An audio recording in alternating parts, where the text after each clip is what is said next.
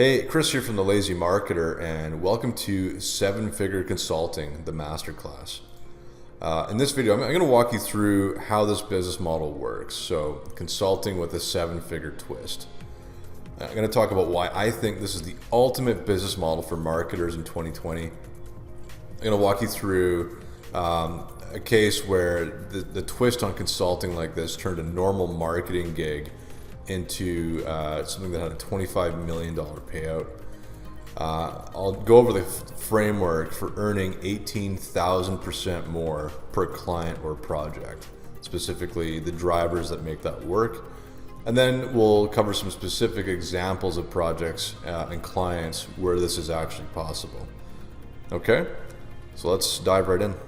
I've always kind of shunned or just kind of avoided or not thought about consulting because I viewed it as a pretty crappy business. In general, it just seemed like a time for money kind of gig. Sometimes there'd be psycho clients you'd have to deal with. And as a result of that, it's just hard to scale. It's hard to scale up to anything that's meaningful. And then when you do, a successful consulting practice basically means that you have no life. Right? Because your time is just completely spoken for. And then on top of that, even if you are doing well, in the back of your mind, you know that these engagements or whatever it is, the egg timer is running out and you're kind of looking for the next thing all the time. And for me, it's just not appealing, and especially because you're just not really building anything. It's just a self-directed version of basically having a bunch of part-time jobs. So that was my view on consulting for a lot of years. And what kind of sparked a light bulb moment for me was in 2015. I went to this business conference in New Jersey at a racetrack. A bunch of really accomplished guys in e-commerce and whatever, and met some interesting people. Anyway, one of the guys I was talking to, he had a digital ads agency in LA, and I could just sort of tell from talking with him, like they're doing different stuff. It seemed really interesting, and the scope of it seemed like way bigger than anything that really seemed possible. I know the agency business, I've been involved with that side of things for a long time, but this was a different level. And in particular, he mentioned one project that the way that they configured the engagement, the way that they configured the contract, they weren't doing anything, amazing or special or totally new with the client. It was just kind of a performance marketing growth contract. But the way they configured the compensation piece meant that there was actually an insane payout structure if they hit certain targets and if the business did certain things. And then on one of these deals, they actually made $25 million about a year after the engagement even ended, just based on how it was set up and based on the outcome that they had driven. That's one project, one ad client. And so that really kind of shook my world a bit to think, wow, there's something here that I've never really considered or I've never viewed consulting as a vehicle for that kind of wealth generation. So, it led me down a path of discovery, and I've encountered versions of this model here and there, but I want to walk you through kind of how this works at a fundamental level. So let's talk about how to charge 18,000% more for your services for something that's very similar. So just like the guy with the agency in LA, to earn that $25 million, they didn't, do anything substantially different than some other ad agency that would just run ads for probably like a cost plus premium model. But it was just how they constructed the deal and what that looked like. So anyway, let's go over how to charge 18,000% more for a very similar service with clients who are happy to pay that premium. And let's use a totally different industry to describe how this works. So let's go, I call it the Mile High Fees Club. All right. So let's talk about how this works and what this looks like in the travel industry. So let's talk about how to fly from, say, Vancouver to Paris. and kind of the jumps in value that you get for your money as you go up in scale. So if you were to buy economy tickets, it'd probably be like $900, and that'd be like a milk run, right? So you're stopping at multiple different cities, long layovers, probably like a 28-hour journey with all the stopovers. Then if you go slightly up in price, you get like the economy plus deal. It's $1,200, it's a direct flight, 11-hour journey kind of thing. And then if you really want to be balling, get the first class. It's the same as economy plus, essentially. It's the same plane, same flight time, everything. But, you get free drinks, more leg room. People get to look at you like you're some kind of VIP or whatever.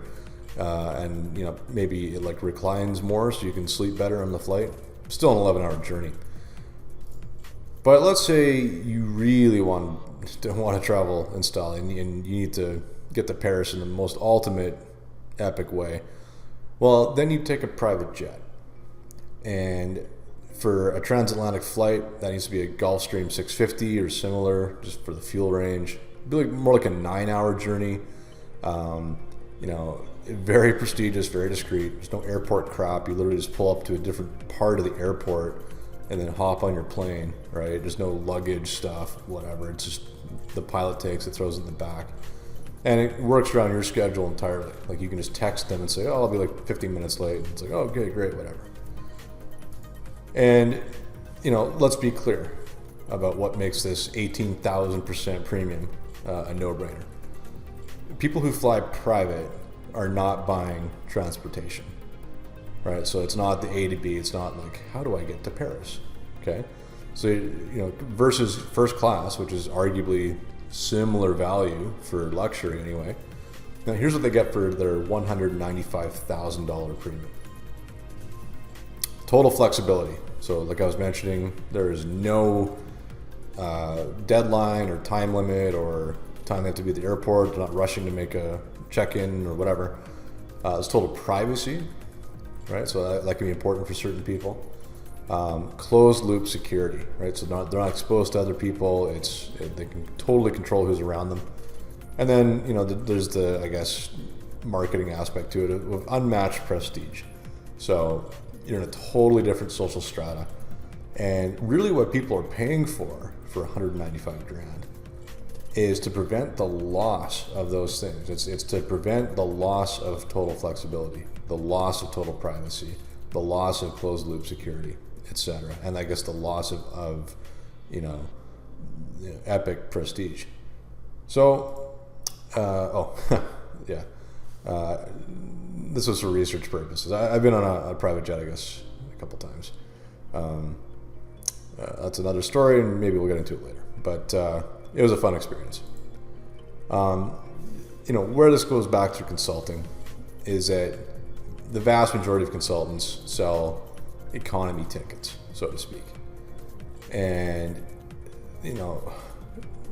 with this model, the way that we use it, the way that we reconfigure how an engagement works, it really is just like flying first class versus private jets. You're basically providing the same service as a normal consultant, but with a few crucial tweaks to how you do it, how it's set up, how you're paid from it. And that's how you can get, realistically, an 18,000% premium for what you're doing. So that is the basic premise behind how seven-figure consulting works. Let's go through the mechanics of this business model. So just like how private jet flyers aren't really buying transportation, your target clients with this model aren't really buying consulting services, right? So when it's really more about specializing in the right areas. So when you do that, then even moderately delivering on a project can have a huge impact for these types of clients. And I'll get into that in a second, but if your impact ultimately drives, let's say, millions in upside for a client, then let's say you drive like a $10 million impact to their valuation or something like that, then charging $500,000, for example, would sort of be a bargain in that perspective. So let's go through some examples. there's services out there that kind of run like a valuation renovation with a business that's preparing to go to market and then find a buyer, right? And so investment banks do this to some degree. Some of the big shops like McKinsey and KPMG and whatever, those are, big insane companies only work with like Fortune 500s and stuff, but you can adapt this as a solo provider, and it's not that difficult. But what this looks like is, let's say, some business is doing $5 million a year, and they have a 5x earnings multiple valuation in their industry, based on kind of where they're at right now. Now, what if you came in and did like a 3 to 6 month makeover on a few kind of low-hanging levers that aren't necessarily even related to the revenue? It could be optimizing their earnings. It could be standardizing their accounting and cleaning up their books. It could be, optimizing their cap table and kind of who's working for them, the org chart, whatever. Strategic positioning. It could be securing patents. Could be whatever. What if you take that valuation multiple up to 7x versus 5x? Well, now you have a business that's, let's say, worth 25 million. That's now worth 35 million. Right? Just from 3 to 6 months of optimization, of helping them do stuff. That's a $10 million impact, especially if they're heading into, putting the business on the market. Okay. So another example is optimizing the average order value or lifetime value of a high volume e-commerce business. I'm in this space to some degree, and I see, who these founders are, how these businesses operate. A lot of them have no idea about things like upsells or cart abandonment strategies or customer journeys or any of that stuff. They have no idea, no concept of it, and yet they're still they're selling like 500 to 1,000 things a day, items. So imagine joining them again for a 6 month or whatever engagement, and just boosting their AOV by 10% and boosting their LTV by 10%. What does that do to a business like that? What does it do to their valuation?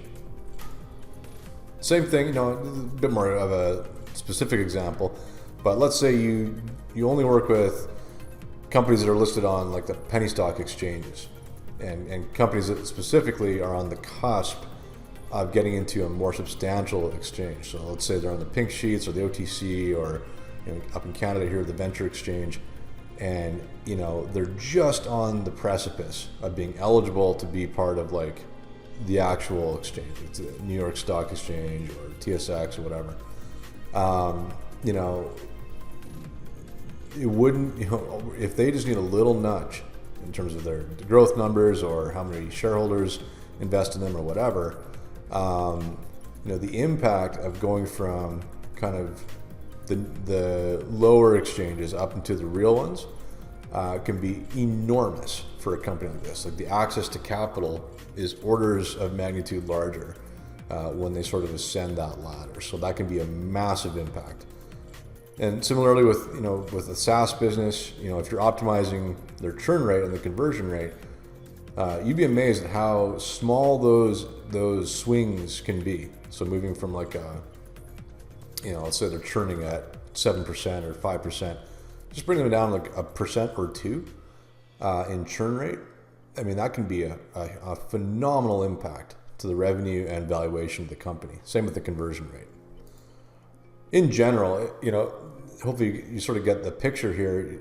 The idea is hopefully forming that this is really about anything that has a high leverage impact. So any activity that results in a paradigm shift for the business. Okay, so another way to look at this is where conventional consulting is about securing income from a client. 7-figure consulting is about capturing an outcome, that occurs with that client, right? So it's not about sending someone $1 million invoice. It's about finding a huge sort of perfect opportunity where all it takes is a little nudge to unleash an avalanche of results. And then, obviously tying your compensation to that avalanche, at least in part. So let's talk about why this is the ultimate business model. First, in some ways, this is kind of like buying into a business, like an investor. except the main difference is you get paid in the meantime to vet the opportunity and see how it goes in the early stages. So that certainly doesn't happen when you're an investor.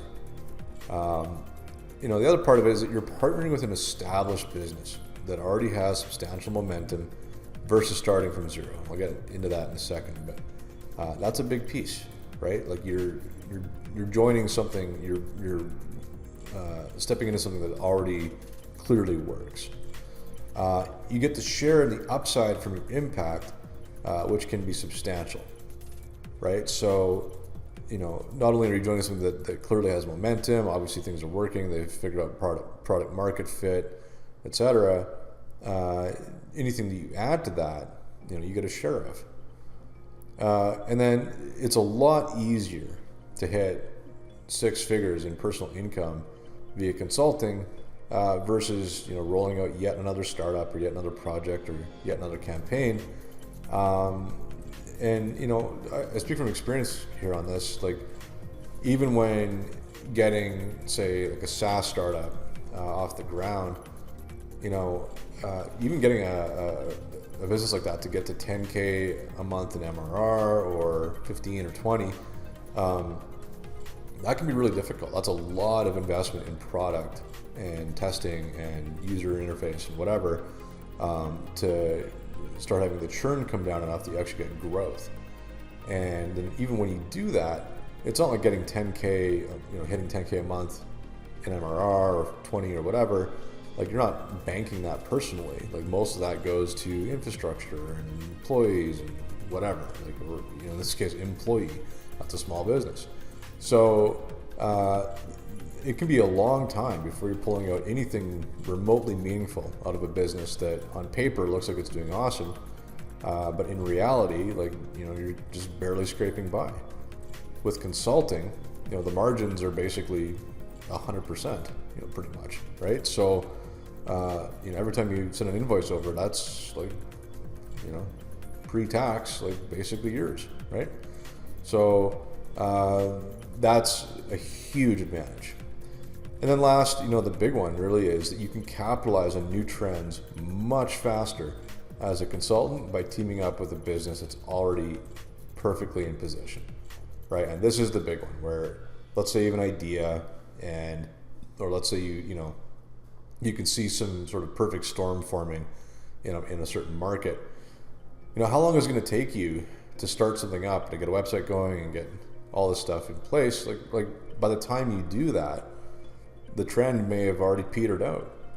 So, consulting gives you this agility to just jump in, start working with someone, in a matter of weeks that's already perfectly positioned. You work your magic, and there you go. So that's a huge advantage. Now, it's also the ultimate insurance policy. Like I've mentioned before, startups are binary. You either win or lose big, right? It's a big risk. And it could take years before that's spitting out anything remotely close to a comfortable income. The other part of it is, let's say you have no interest in a startup, but you're looking for some sort of dream job. Well, I view that as kind of a binary risk as well. Like, you're one reorganization or one management change or one pandemic away from getting laid off, right? It can be over in 2 weeks. Performance marketing, similarly, I view it's kind of like day trading with ads.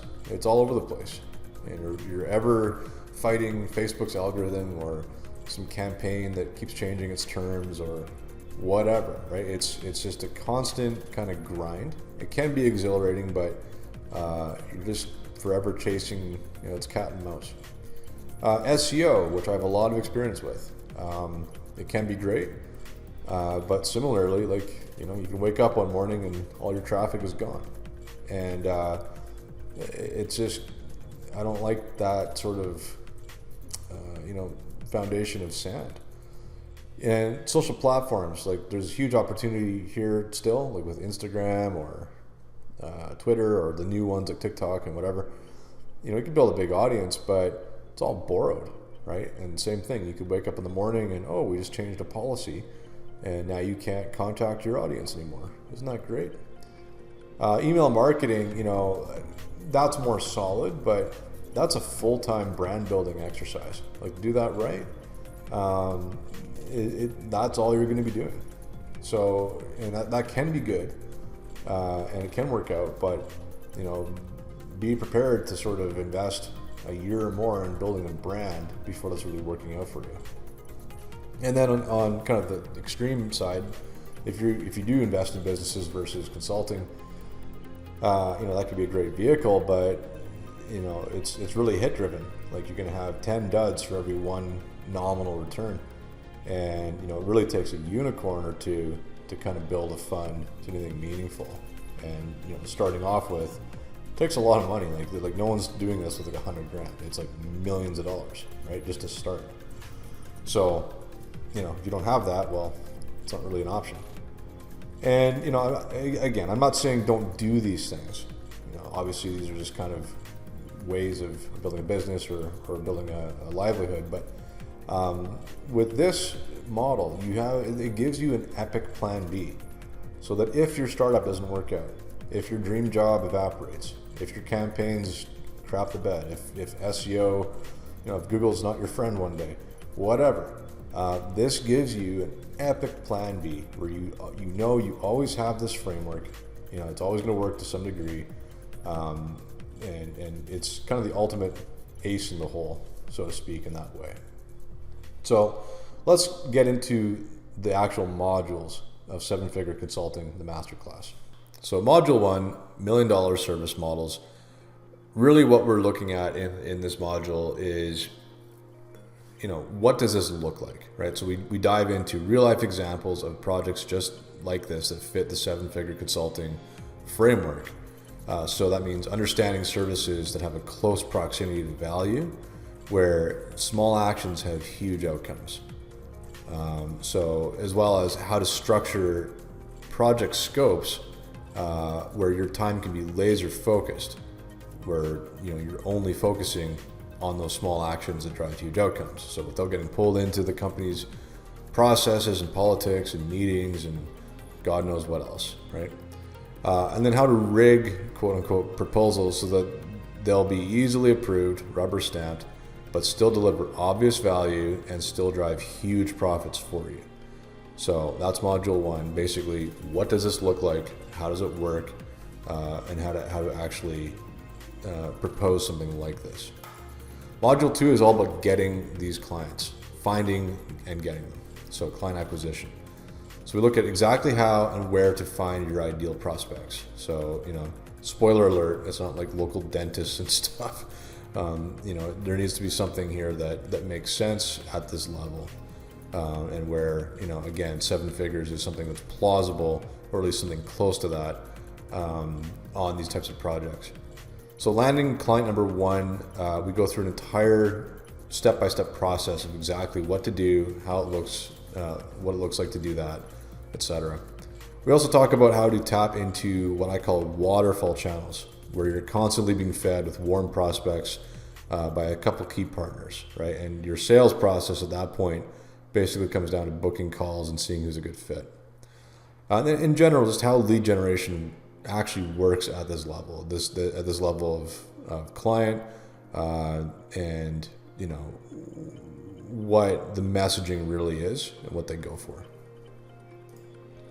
Module 3 is all about advanced compensation and the strategy around that. So this is things like crafting proposals that capture huge value, but without scaring off clients. Understanding the strategic mix of fixed fees and performance variable, so you can realistically hit 7 figures on a project or something close to that with reasonable goalposts. Also going deeper into the sort of advanced side, looking at when equity and similar vehicles like that make sense, and how to occasionally generate enormous windfalls without sacrificing your baseline fee structure. So basically, how to have your cake and eat it too. And then module 4 looks at scaling up and the end game strategy for your consultancy.